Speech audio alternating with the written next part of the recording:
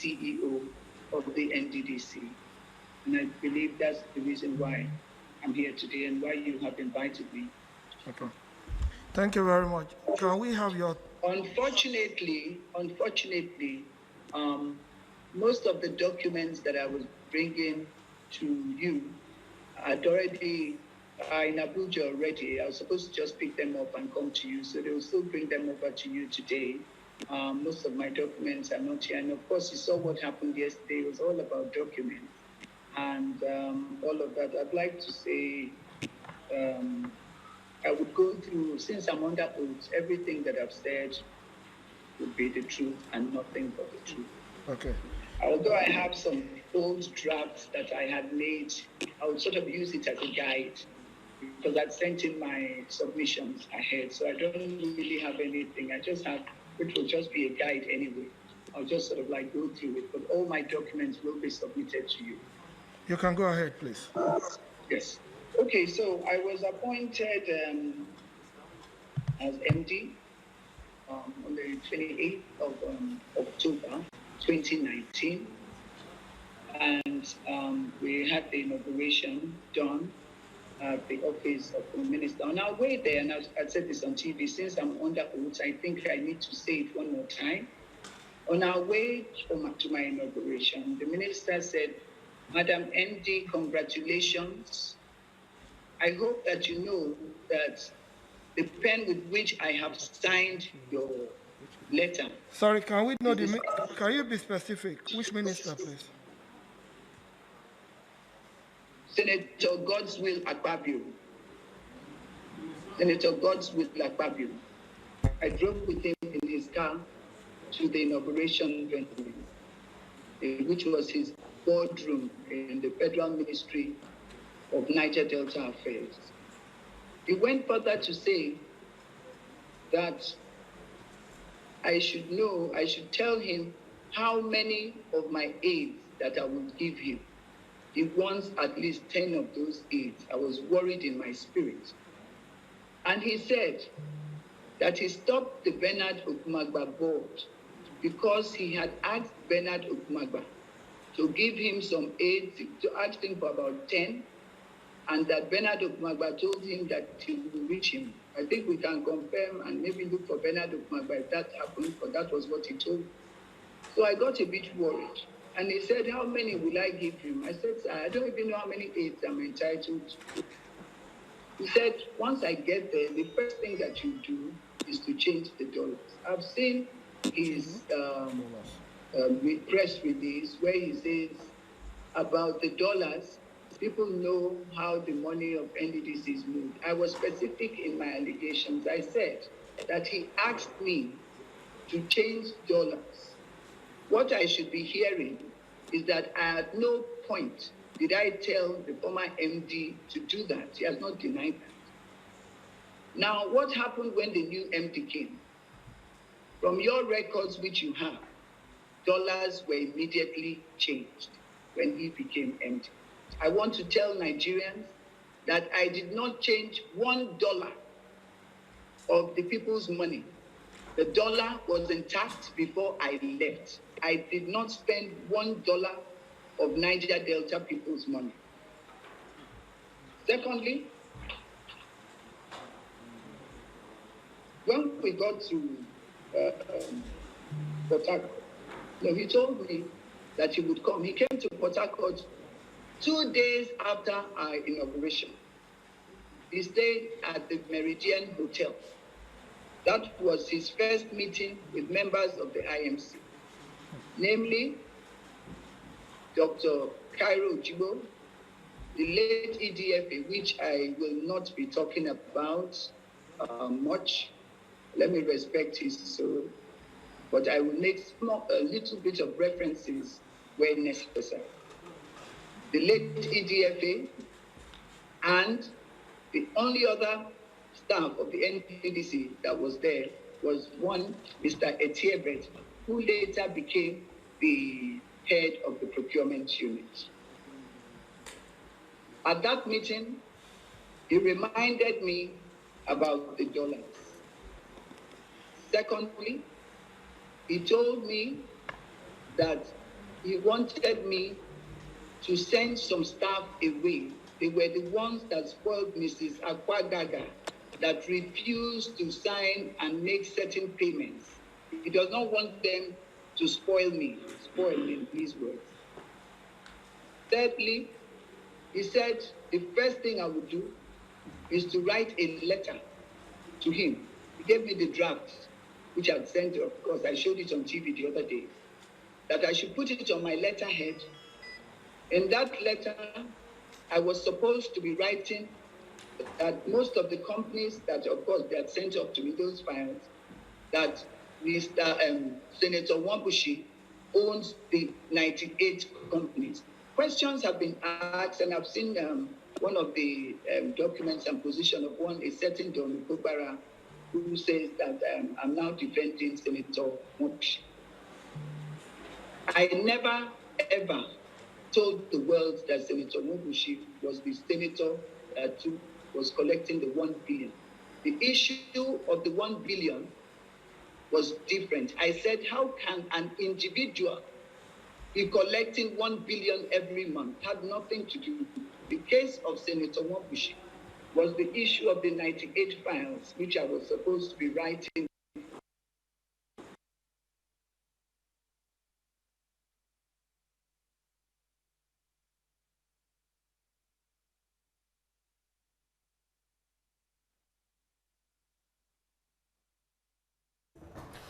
And that's the former managing director of the NDDC, Joi Nunieh, testifying before the House Committee on the Niger Delta development. And that testimony is surrounding the controversies between her and the minister of the NDDC. She said on the controversy surrounding domiciliary account, she stated that she didn't change dollars belonging to the NDDC, but the dollars were changed after she left. She's also accusing the lawmaker of also accusing the minister rather of asking her to sack some employees of the NDDC on his behalf. So those are some of the issues she's addressing at the moment before the House of Representatives Committee on the NDDC. And the House Committee on the payment for distilling, and I'd already also seen your letters to the MD of NDDC not to change the dollars and not to make the payments. I assume, Chairman, you might remember that there was such a letter that both of you, I don't know if I'm correct. Yes. Both of you had written to the MD not to write. So based on the letter that I had seen, as soon as I came in, I asked if there was anything that would stop me from changing the dollars. I asked from the account department, and I got a copy of the letters that both of you had written to say that they should not, that we at NDDC should not change the dollars. I think what had happened was that Mrs. Akwagaga had come to you, who is my predecessor, had come to you because she did not want to change the dollars. The next thing that he said was about Mr. Kaltungo, which I alleged. I'm under oath. He said that Mr. Kaltungo had become very powerful at NDDC. At that time, he did not know that Mr. Kaltungo was my classmate in law school, because that was like 2-3 days after I was appointed. He said, we cannot allow Mr. Kaltungo, a northerner, to head one of the most sensitive positions in NDDC. I told him at that meeting that, sir, I cannot be the one to fight this battle, number one. The only northerner in NDDC, the first thing I would do is to go and remove him. He has not committed any crime. I will not be able to fight it. He said that, is there any northerner, any southerner at the Northeast Development Commission? I said, sir, I'm not going to go into this sort of big battle or going to fight a northerner. And then at that meeting, I then declared that Mr. Kaltungo is my classmate at the Nigerian Law School. And we were called to bar the same day. It will be wicked of me to make him my first victim when there is no report against him. So, sir, I will not be able to do it. He gave me the list of directors that I should change, include I should redeploy, and some of them were not just for redeployment, they were for, I should use the forensic audit that we were supposed to be supervising as an excuse to send them on leave and retirement because he said they could influence it. For example, Mrs. Akwagaga had appealed to me that she wanted to remain in the head office. She was a director who was just acting as an MD. And I had no reason not to leave her. So I appealed to him that the lady seemed nicer. Please, let us just leave her instead of sending her again to Benin. Because she told me at the time that she was from Bayelsa State and she's nearly due for retirement. So she doesn't want to go back to her station. He said I should send her to Ondo State. My conscience really bothered me. When I went back to do the redeployment, I sent her back to her station because I did not want the minister to be upset. The other directors, like Linus, who was the Director of Finance and Administration, the DFA, I left Finance and Accounts. I left him, I took him then to budget, brought Mr. Ansel to finance. Now, he was very upset that I did not do the list that he said. On that list, most of them were actually from Akwa Ibom State. I said, sir, I'm a Rivers woman. There's no way that I'll promote all the younger people that are not up to director level. I represent Rivers State. I will now start moving people out. I'm not going to do that. I won't be able to do double promotion. One, I have the power to act as a board. Only the board can have such powers to promote people. Two, where there's no board, the chairman of the Civil Service Commission by Act is supposed to be the one to promote it to a standard. The other thing was for employment. Of course, he had collected CVs from all kinds of godfathers. I also said that I'm from the Niger Delta. And all of you remember that before I came, there was the issue of employment where the Federal Character Commission had given NDDC the approval for employment. But that was stopped because of the scandal that was going on. I said, sir, there's no way. I have been an activist in the Niger Delta. I gave up my youth for activism. It's written in. So I will not be the one to come to NDDC and then give employment to people outside our zone when our youths don't have employment. So I want to tell the world, I never did any employment. I never gave out a single contract at the NDDC. I never gave out a single contract. I remained silent after nearly 7 months of my removal. I think about 5-6 months of me removed as MD, because contrary to what is said, is because I'm annoyed that they removed me. Am I annoyed? I'm not just annoyed. I am livid, especially when I heard the reason for my removal. And I'm so happy. I want to thank Senator Akpabio for giving me a good testimonial that I am not corrupt. There's nobody can say, no contractor can sit anywhere and say they gave me 10 naira. I want to say this also under oath. The contractors, most of them, 60% personally known to me, personally.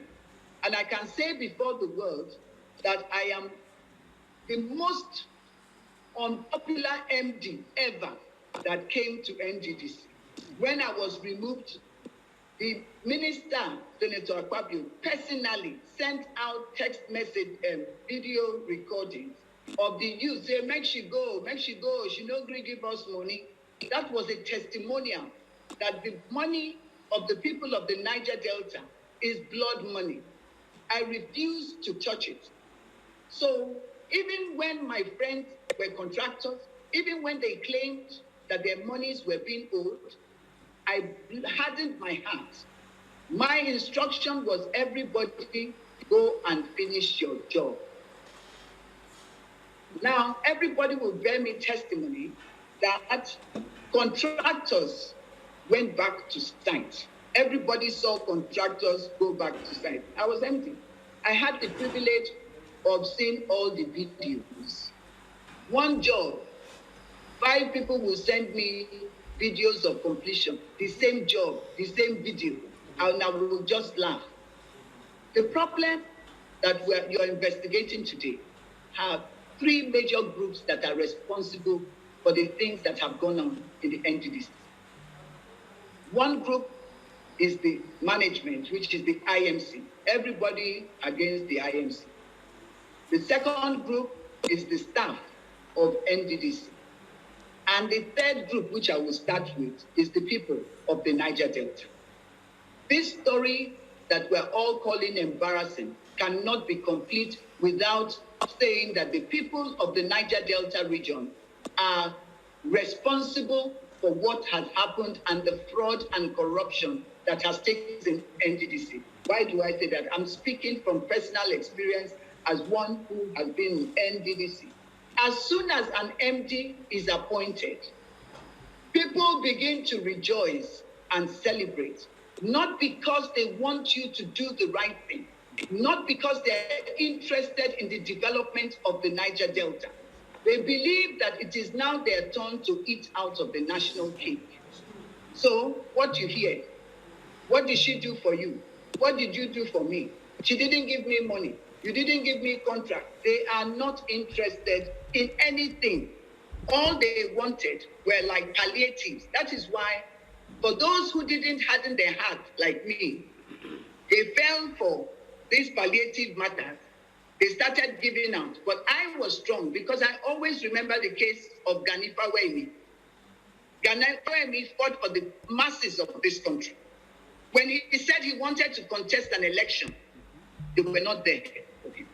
So I remember that I needed to stand properly so that I can write my name in gold. Dr. Joi Nunieh. The second class is the staff.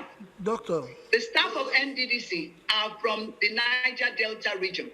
The contracts that have been awarded are from their communities. When I was appointed, I went from office to office. I sat in their offices. I told them, you people are responsible for what has gone wrong in the zone. All the staff have in their wards or in their local government projects. If every staff of NDDC takes up the project in their local government, ensures that they're well done, we will not have these issues. Thirdly, the IMC. In my experience, which I want to talk about, the first time in the history of NDDC, no palliatives were given. I did not give out Christmas palliative. I was under pressure to bring 10 billion, 1 billion per state. I refused. The youths were calling me, Madam, things are very difficult. Things are very difficult. I said, the day I give you people this money, you know I have started collecting your money. I never gave any Christmas bonus palliative during my time. For the first time in the history of NDDC, NDDC worked throughout December. There was no break except on public holidays. One of the things I also ensured is that the youths went back to the communities to walk through the CDCs. When I was MD, nobody saw any youth hanging outside the gates of NDDC. No youth stayed there. Because we were trying to ensure that the youths go back to work. Doctor, can you hear me, please? Yes. Yeah, I would want us to address issues, if you don't mind. Can you tell this honorable committee how much you spent in during your time? Yes. As managing director. During my time, yes, I spent 8 billion naira. 8 billion. 8 billion partly for the permanent site of the NDDC headquarters. We spent for the 2 bridges in Anthony. I'm not from Anthony, but when I went to Anthony, I've also sent the videos to you. The 8 billion was from when to when? It's all in the records that you have. It's 8 billion throughout my tenure. Total of my tenure spending. That's from October ending to February. Yes, 17th. Okay, October 29th to February 17th. Yes. Okay. Yeah? Okay. Then the 2 bridges in Anthony. There is this talk about Lassa fever kits. I want to say there's nothing called Lassa fever kits. It's the PPE that we have, this N95 now, is for infectious diseases. But of course, they were brought in during the Lassa fever outbreak. So when I keep hearing Lassa fever kit, there's nothing like Lassa fever kit. I've also sent in the video of our visit to the warehouse with the television stations like Channels, AIT, Dr. Joi, I would like to ask about the forensic. You were brought in by the president precisely to conduct the forensic exercise of NDDC activities between year 2000 to 2019. Can you tell us how the process that took place in the procurement of the lead consultant and the status of the forensic as at when you left? Okay. First, I'd like to just remind you that the president had written a letter to the National Assembly appointing the forensic and suspending the appointment of the board, Bernard Okmagbaleko. And in that letter, which you have it anyway, the president said that he was appointing the IMC to supervise the forensic audit. That was the reason that he was bringing in the IMC. Now, what happened? What I met wasn't exactly what was going on. The minister Akpabio insisted that he will supervise the forensic audit. I reminded him and showed him the letter that the president had written. There's no way that we can send the money that is in our budget. Number one, he requested that the president, in his memo to the president, he requested that the money for the funding of the forensic audit be gotten from the service-wide books. Mr. President, in his wisdom, refused that request and in writing said that it should be from the NDDC appropriation. It should be put in the NDDC budget. Therefore, making NDDC the procuring entity. Now, that, Mr. Chairman, sir, can I continue? Please continue, please. Okay. That made NDDC the procuring entity. And I said that to take the money, send it to the ministry, would be like the Federal Ministry of Health asking a federal medical center that they would like to implement what is in the budget. So I found out very difficult. Now, going to the audit itself, when I was there, I was the one who prepared all the documents for the forensic audit, sent in the applications. What Mr. Akpabio did in his bid to take over, he erroneously made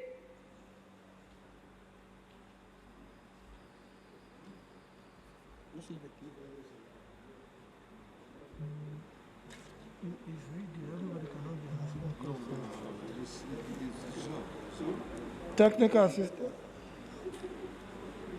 Look at him.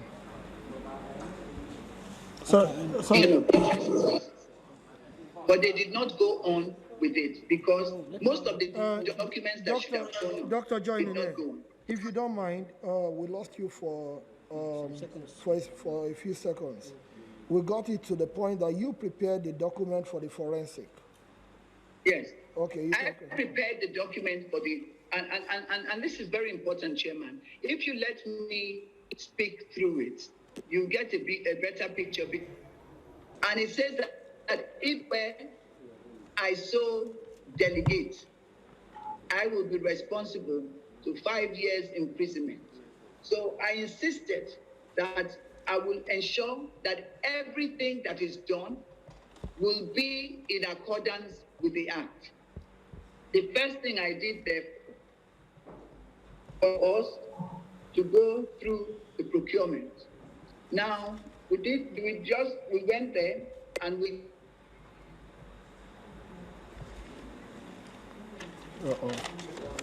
This is, I think we're having challenges. It's from her. It's from her. So, is this the... Dr. Joi? Is TVC News, and you've been watching our live coverage of the NDDC probe by the House of Representatives Committee. We've seen the former managing director of the NDDC, Joi Nunieh, testifying before that committee. And so far, she has accused, and let's state here that these are just allegations, but she has accused 3 groups of being responsible for the corruption in the commission. She accused the IMC, which is the Interim Management Committee, the staff of the NDDC, and the people of the Niger Delta.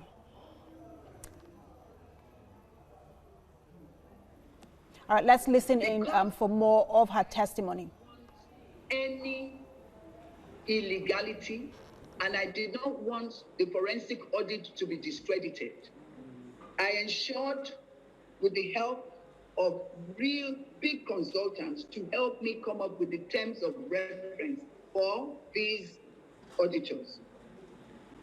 The lead consultant everyone is talking about is not the forensic auditor. He does not have a lot. Only the other forensic auditors. I'm just taking through so that you can understand yourself. The role of the lead consultant is to gather, when all the forensic auditors have gotten all the data and all the reports from field, they will put it together and then give it to the lead consultant, who will do the reporting, the conclusion, putting it together. That's just his role. He is not the one going to carry out any forensic audit. Now, let me look at the case of the forensic auditor.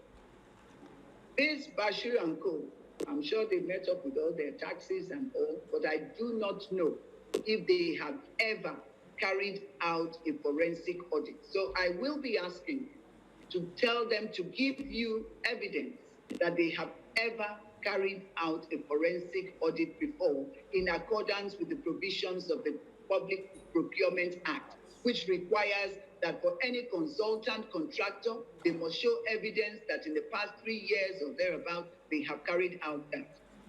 Second issue with the lead consultant. In our document, which is with the BPP, we said that within 90 days of their receiving reports from the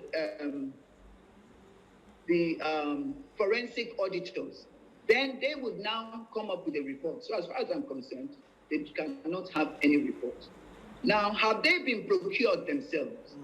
The lead consultant. Can I now stand before this committee to say that the lead consultant has been procured? My answer would be no. Why not?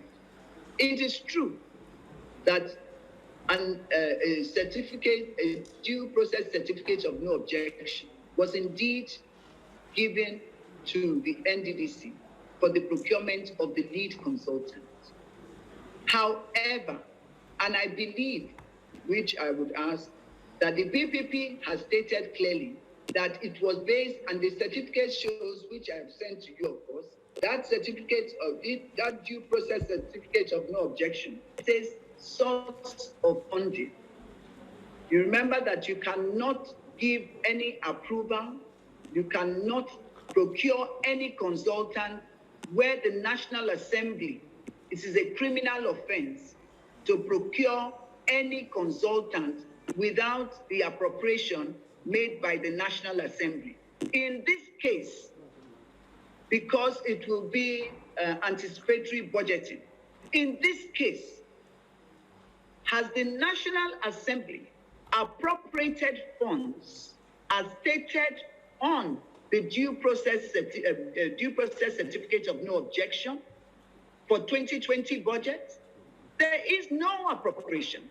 The 2020 budget has not even been considered, it has not even been discussed, not to mention being passed. Now, when I said in my press briefing that the 2020 budget had not been passed, they ran before you people on Friday or Monday sometime, some days ago, and they could not defend the budget. Therefore, the world will agree with me that the 2020 budget is not passed. Secondly, though they do have an approval, and that is why I said I refused to go before FEC, which is one of the issues of insubordination, because the Act says that if I commit any offense, 5 years imprisonment without an option of fine. So in going to FEC, it will mean that I intentionally went there to obtain an approval under false pretenses, knowing that the 2020 budget had not been passed, and also knowing that it was criminal and anticipatory, which I want to say was one of the reasons why Obasanjo got the Public Procurement Act enacted. Now, in getting that Public Procurement Act, the World Bank consultants who did that, who came up with a report on fraud, which is part of this, on procurement activity. In their report, they stated that out of every 100 kobo that the federal government lost in corruption, 60% and 60 kobo was from procurement fraud. They therefore asked that immediately the National Assembly must enact a procurement act. And there was no statute for that before now. So now that is your own act, an act of the National Assembly. So we must ensure that that act is being implemented properly to help us check the fraud in Nigeria. Therefore, it is right that we get the National Procurement Council established immediately to be chaired by the Minister of Finance, the Minister of Justice, and Attorney General is also a member. The MPA, there's a list in the Procurement Act. That is what will give credit. Now, let me tell you what would have happened if the National Procurement Council is there. In going to apply for an approval for the procurement of the lead counsel, they would have found out that it was wrong because it was clearly stated that it should be from the 2020 budget. Now, that approval cannot even apply until the 2020 budget is passed. Therefore, that position of the lead counsel is a nullity by law. So there is no lead counsel as far as we're concerned, because that contract doesn't exist until the 2020. However, they have said that they have paid the lead consultant. And in paying that lead consultant, my own recommendation would be that he returns the money until the budget has been passed and he has shown evidence. Okay, Dr. Nunieh. The second, no, Mr. Chairman. The issue is that everybody in Nigeria has been deceived that the procurement is going on. Now, it's very, that the forensic audit is going on. It's a major issue. I want to say here, and I'm ready to stand and tell all Nigerians, if they find out that the forensic audit is going on, every testimony and allegation that I have made should be cancelled or disregarded. There is no forensic audit going on. Why? Very recently, and I've submitted that to you, and I think DPP has come to testify, they got a certificate of no objection for the procurement of the forensic auditors. These forensic auditors are the ones that are supposed to be carrying out the forensic audit. In that list, there is no auditing firm in Nigeria that is of big repute that is there. The list, the names of those on that list are the following. 1 minute. Because it's in the document that I've sent to Abuja, I had to tell them to please help me check and get the list of that. The companies, the 9 companies on that list are Emma and Young, GE Osage and Co, Sonny Okon and Co, Abuchi E.O. Egweji and Co, Alliance Consulting and Digital Solutions, Sada Idris and Co, E-Field Associate Services, 8, Discovery Cycle Professionals, 9, BBC Professionals. None of our major auditing firms in Nigeria is on that list. Yet we have been told several times that internationally reputable lists are on that list. There's none. That is 1. 2, can I say that the forensic auditors have been procured? My answer is no. Getting that certificate of no objection, it's highly defective. The certificate itself, I would cancel it right away. In the source of funding, BPP failed, refused, and neglected to state the appropriation where the funding of these forensic auditors will be gotten from. So they did not say which budget. What you see on that certificate of no objection is the amount, the cost. Where they're getting it from is not there. However, let us assume that they just put the amount. The next question would be, has it been approved by the Federal Executive Council? No, it hasn't. Does NDDC have an existing budget? No, they don't. Their budget elapsed, I think, 31st of May or thereabouts. I'm not sure which time it expired. But right now, there's no budget. So this is for the change because he that everybody, including parts of national assembly, have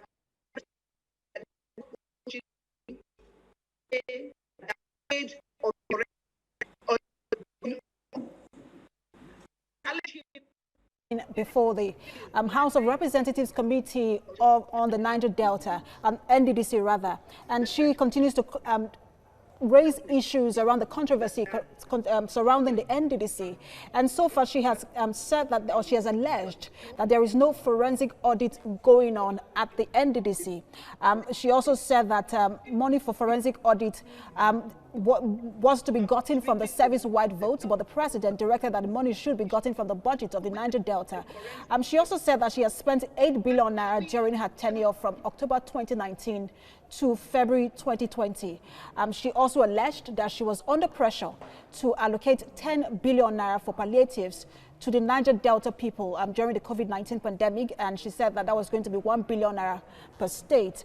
She also alleged that the Minister of the Niger Delta, Godswill Akpabio, did pressure her to sack Mr. Katungo based on tribal sentiment. These are allegations, and that hearing is still ongoing at the House of Representatives. We'll join you now to hear more of her testimony.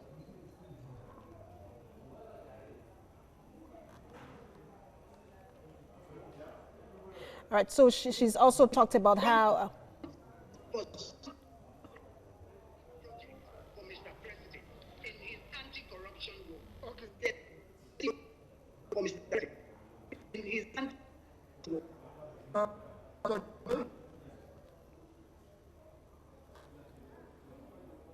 All right, you're still watching TVC News, and just like we stated earlier, that's the former managing director of the NDDC speaking before the House of Representatives Committee on the NDDC. And let's give you a quick recap of some of the allegations she has stated so far.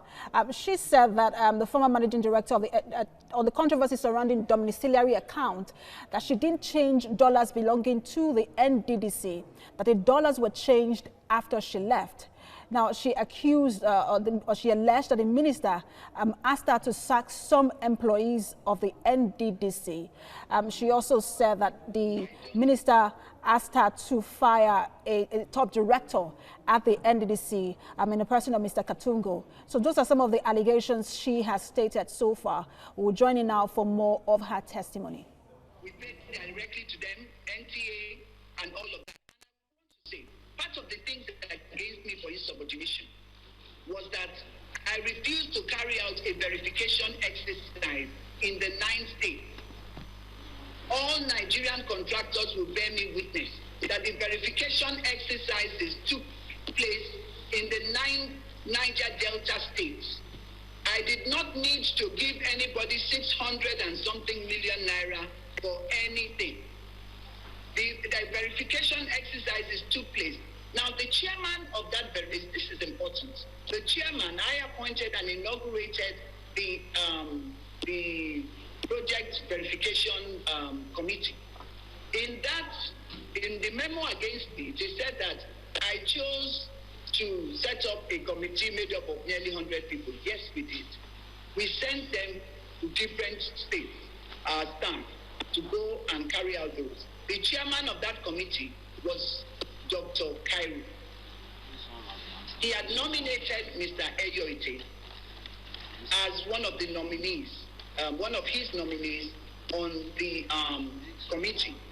And I said, you can't, because Mr. Eyoite cannot be a judge in his own case, even though the minister asked you to put him on. Why? Because he was the one responsible for emergency contract awards. And so we could not send him. There's a letter which I've also sent to you on that was sent to him. This verification exercise, the next day, Dr. Cairo never participated in that exercise. When they came back, they wanted to give a special verification to some contractors who refused. And this is important, sir. In your investigation of this corruption going on in NDDC, this might help you. What did we find out in that exercise? One, contracts were given out to some companies that were not registered. Some companies got registered after they were awarded the contract. Two, in some cases, contracts were awarded before the designs were given. So you found out that most of the projects were abandoned, which is like what you have in Port Harcourt, at the old Port Harcourt General Hospital that is near the Civic Center. You see a big building there, and the contractor says he couldn't finish it because by the time the design came out, he couldn't go. How do you give a contract awarded without a design? And the most notorious one was that during that exercise, we saw like there were situations where you had 10 to 15 companies having IPCs for the same project. So, Road Peter on Street 5, 2 kilometers. There will be 15 companies that have been awarded that same contract. How do you afford that?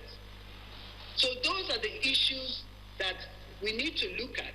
Those are the contracts that we look. So when you say these contracts were given, now I want to say something.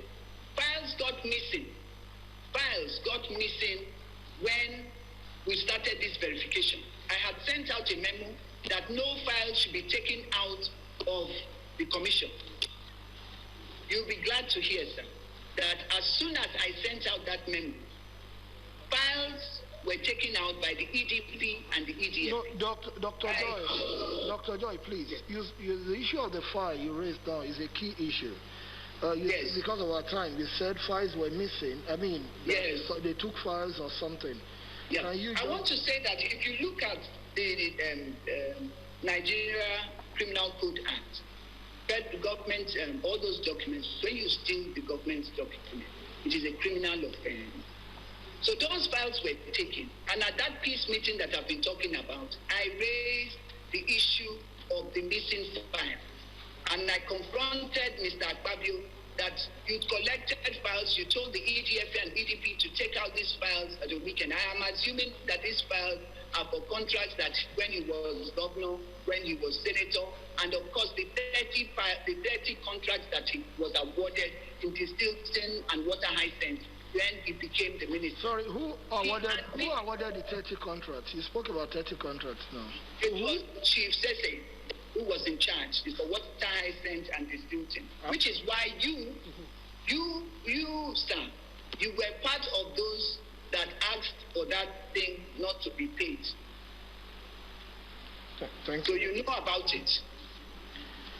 Because the document was on my table, and I can tell you, sir, that you saved Mrs. Akwagaga from making payment. What is this distilting about? Distilting is moving sand inside the water. Does it make sense? If you push the sand, the water will bring it back. Is that what you give a contract for? So he was awarded 30 of those contracts. How much was the average cost of a distill of each of the contracts?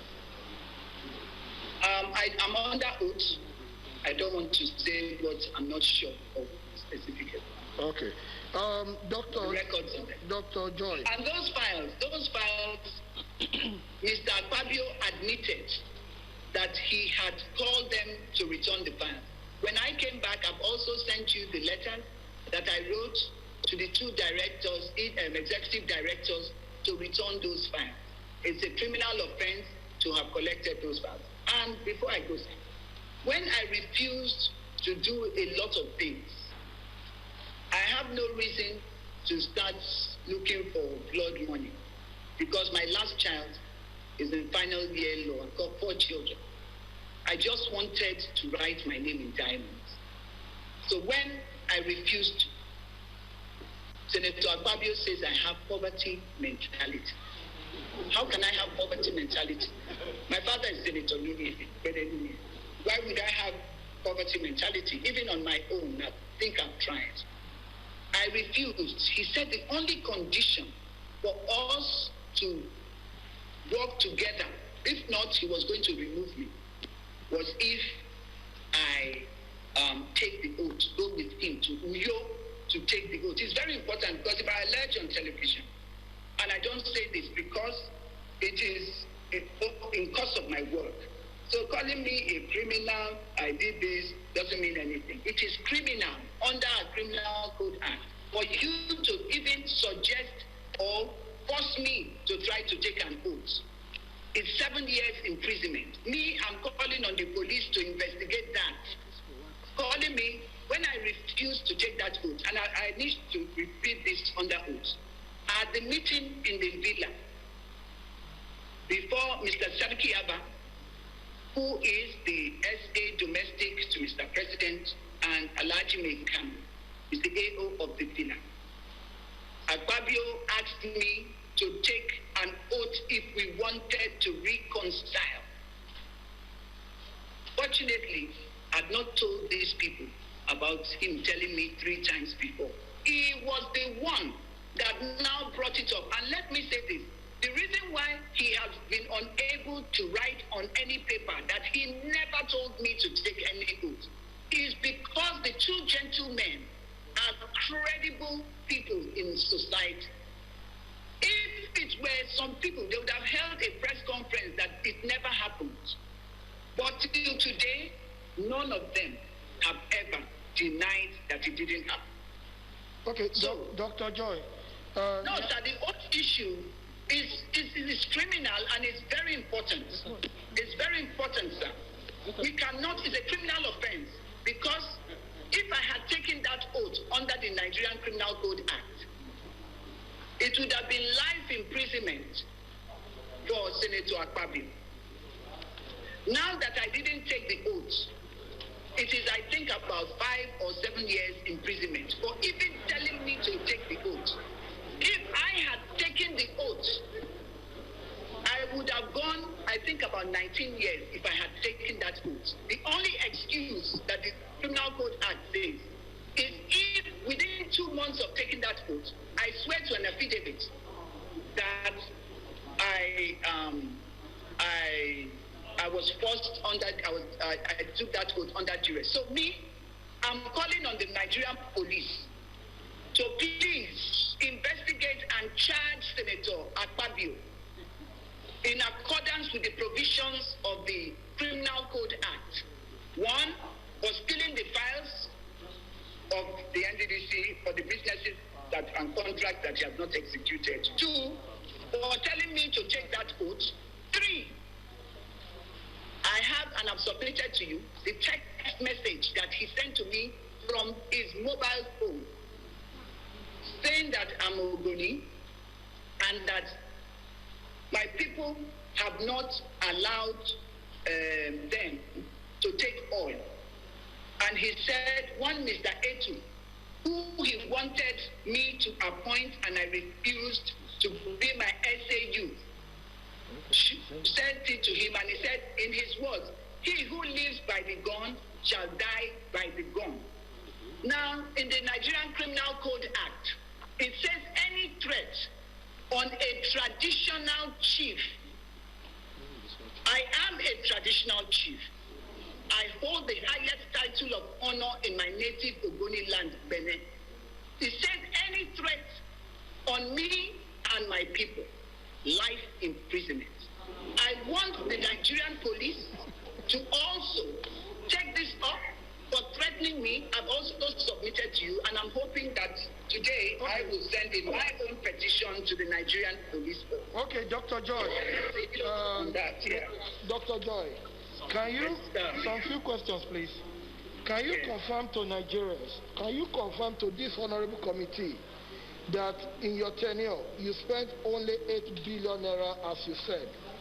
Because from the Central Bank of Nigeria statement and the statement from the Accountant General of the Federation, what we have as expenditure till date from your time as IMC is 81.5 billion. So are you saying of this 81.5 billion naira, 8 billion was what you spent?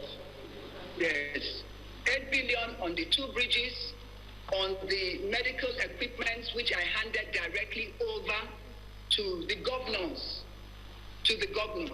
I did not pay for the drips and all of those ones that had expired. In fact, the governor of Edo State nearly rejected some of the medical equipment. And I want to say this, and it's very, very important. I submitted that to you. This payment for the medical equipment, Mr. Chair. Go on, please. Please go on. The payment for the medicals, Senator Akpabio, and I've sent you that, and we have at the commission minutes of management meeting. He had asked that I use those equipment that I installed. Cairo says that I did it, none of them knew. I was not responsible for the warehouses. The warehouses are under the EDFA, which is admin. Now, Senator Akpabio says, go and get a contract. Get a contract, 5 billion.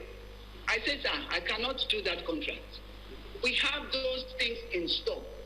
Why would I award any other contract for the 5 billion? The whole idea was to use this as part of that contract. I have the documents. When we held the management meeting, we wanted him to write it himself because he wanted me to award a contract for what is in the store. How can I award contract for what we have in store? I said I will not. So we held a management meeting where we all agreed that is over my threshold. So, Madam, you will write to Senator Akpabio himself. Let him write to us to award this emergency contract. We wrote to him, I've submitted it to you also. We wrote to him, no reply, because he doesn't write anything for you. You can imagine if I was a very good MD and I obeyed him and used what is in store for that. So I only spent 8 billion. Okay. I'm happy that you have the CPN payment. Dr. Joy, you spoke about certain amount of money in the dollars accounts. before you left, that you did not change the money from the NDDC's account to Naira before you left. Can you tell this committee how much did you leave in the dollar account before you left? How much did you have? Since I'm under oath, I do not want to be specific because honestly, it's in the documents that you're going to have. I don't want to say anything that will put me in disrepute, that I said this, the whole world is watching. I cannot be specific. However, I want to tell the whole world that I did not touch $2, $1. Okay, that is well noted. Then did you pay any money for the forensic during your tenure? Sorry? Did you pay any money for the forensic audit during your tenure? I did not pay any money for the forensic audit because from my time there has been no forensic audit till today. I did not pay $1 for the forensic audit. Okay. $1 Dr. has not been paid by me for the Dr. Joi, you spoke about the verification exercise that was carried out. How much did the verification exercise cost the commission under your leadership? I do not know. The only thing that was paid out was accommodation for the people. Did you engage consultants? Did you? I cannot say. No, I cannot say. No, did you engage consultants for the purpose of the verification? No consultant. The only people that went with us were the police and the DSS. And the DSS gave their reports because we wanted to make sure that even our staff did not compromise. Okay, did you? And after that, the DSS, I did not engage any consultants to carry out the verification exercise. Okay. There is this allegation from some of the submissions that we have, and in the media and from some stakeholders, that any payment that you made or NDDC made, that 20% must be collected from the contractors. Is there any face to that? I cannot say that. I will not say that any payment that was made by me, Senator Akpabio, collected. No. I mean, you are being alleged now, not Senator Akpabio. You as Dr. Joi Nunieh, that for contractors that were paid, 20% were remitted back to you as kickback. How true is that? It's not possible. If I wanted, it did not happen. No contractor gave me 20%. And I want to say this. If I was interested in making money, I was doing a renovation in my house. Contractors came up with all kinds of furniture. Versace, they wanted to buy for me. I didn't. In fact, Senator Akpabio said that I have demystified the position of MD because I personally used to go to the building materials market myself to go to buy. I did not take 10 naira from any of those contractors. As for those ones, everybody talks about those ones for the medical equipment. It's important to tell you why I even agreed to pay those people. Now, when we went to the warehouses and found out that some of those things in the warehouses had expired, we had emergency booths that were warehouses for like 10 years. Booths. We had trucks. I insisted that these things should be distributed in the 9 states. These contractors now stopped us on our way to Imo State. The governor of Imo was Emeka Ihedion. They stopped us that money from distributing. We are giving the one for Rivers State, we are giving the one for Abia. When we were going in there, these contractors, I only know one of the contractors. I only know only one of those contractors. All other contracts that were paid, I've never seen them in my life. Dr. Joi, that is well noted. Finally, Dr. Joi, as a former acting managing director of NDDC and a testifier before this committee, what are your recommendations to this committee for the way forward of NDDC? Well, firstly, I would like to see the forensic audit really take place. It's something I would like you to recommend to Mr. President that we write in accordance with the provisions of the Constitution to Mr. President, the Auditor General, to give you a list of certified forensic auditors in Nigeria, so that we can get them quickly to carry out a proper forensic audit of the NDDC. And mind you, the audit is not just financial. It's supposed to look through the personnel, because in NDDC, I found out that for a commission that is involved in structural things like roads and all of that, they didn't have enough engineers. I don't know if they had more than 10 certified engineers. It's unbelievable. Where we're talking about billions of naira being spent, we didn't have that. So we have to look at a staff audit as well. It's very important. The staff audit to put square pegs into square holes. Secondly, my recommendation is that Mr. President should please ask or direct the immediate establishment of the National Procurement Council. Emergency. That is the first thing, even before we talk about the forensic audits. That would help Nigeria save so much money in terms of fraud and corruption in its ministries or commissions. I believe that the Minister of Finance is very well qualified, and the Attorney General, I know him personally. He is very, very qualified, and I know that if we do that, we'll save at least out of the 60% that goes into procurement fraud, 60 kobo, we might be able to save 40, kobo from all of that. So that is very important. Three, the National Assembly has a role to play.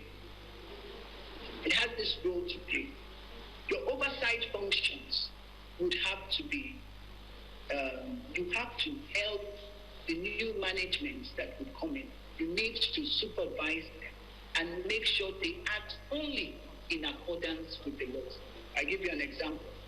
To Senator Akpabio, he felt that the president had delegated all his powers in the NDDC Act to him, which wasn't true. The president only delegated one power, which is over policy. But he felt that he also had the power of the board. You heard him on Arise saying most of these directors that he removed, they are very lucky. They are still there. They are paying them even if they are on leave. The question is, on what basis did the lead consultant write or send those directors on leave or on compulsory retirement? Based on what reports, since there's no forensic auditor, is the consultant or the minister, do they have the powers for directors over level? The power to promote over level 14 lies with the Civil Service Commission, the chairman. So we need you, the committee, have to make sure that anywhere that the minister supervising, or it must be in accordance with the Act, there must be a reorientation for the ministers, for supervising. We didn't really have this sort of problem from the records that I saw when the NDDC was under the office of the SGA. Because he knew that this was the right thing to do. My recommendation would honestly be that the NDDC be taken back to the office of the SGA. Because SGA is very, very busy. He won't go out of his way to start looking for NDDC. Because SGA is very, very busy. He won't go out of his way to start looking for NDDC money. But what we see here is that for Senator Akpabio, who has been governor, he still has in his head that he's still a governor, you just do this, you just do that. His budget is like 20 billion. How do you want him to service to supervise a commission that is talking about hundreds of billions. It can't work again. So we need to look at all of those things. But what happened yesterday, just for you to help to raise this issue, when I was brought in to NDDC, and at NDDC, I want to make this clear. Senator Akpabio, when he saw that I was not cooperating, refused for them to give me an official vehicle. I want to say before Nigerians, I didn't have an official vehicle. When I first came in, there were 2 bulletproof cars that I was using. On one of my trips to Abuja, and this is for my security, that's what I'm saying, a gentleman met me at the airport, said, Madam, you don't know me. I said, I'm one of your contractors. I said, how are you? And he said, I'm the one that gave you the car that you are using. I said, what? Using a contractor's car? And I'm supposed to superintend over a forensic audit? I called Senator Akpabio. I said, sir, you won't believe that car that I'm using, I thought it was from the commission, that it belongs to so and so. He said, no, don't worry, the man is a very good man. I asked him to. I just kept quiet. When I got back to Port Harcourt, I returned the car. The second car to this day from another contractor is still at the mechanics. In fact, after what happened yesterday, I've asked them to go and collect it so that I can keep it safely in case they ask and they don't say because I wrecked the car. I returned both cars. Now, the police that were my police audits, they were sent to my office by Akpabio's former ADC when he was governor of Akwa Ibom State. I didn't know that. So, if I went to Peter's house, if it's a perceived enemy of Senator Akpabio, he will be told that I am right now in Peter's house. I give you an example. I went to see Mrs. Silva, who has been my longtime friend for over 20 years. Senator Akpabio said, yes, you went to see Mrs. Silva. Do you know the husband said this at FEC and that? You must not go there again. I was at the airport. They told me, one Takuku's driver told me that, madam, Mrs. Amechi is inside the airport. I walk in to go and greet Mrs. Amechi. Before I get to the gate, Senator Akpabio calls me, yes, you went to have a meeting with Mrs. Amechi because you want to plan against my presidential. I was being monitored. Now, 3 of the police people that came yesterday were 3 that was working with me in NDDC. So, what happened yesterday? The NDDC obviously wasn't. Everyone has said they didn't know. I hear they say I'm a criminal. That's why they badged in like that to come to pick me up. But I'm very grateful. I'm very, very grateful because this is the modus operandi that happened in Akwa Ibom State. So, Nigerians must please. Dr. Joi, thank you. Thank you very much for your time. We've taken your testimony. We'll wait for the hard copy of your presentation to enable us to work further on it. Thank you very much. Thank you. Thank you very much.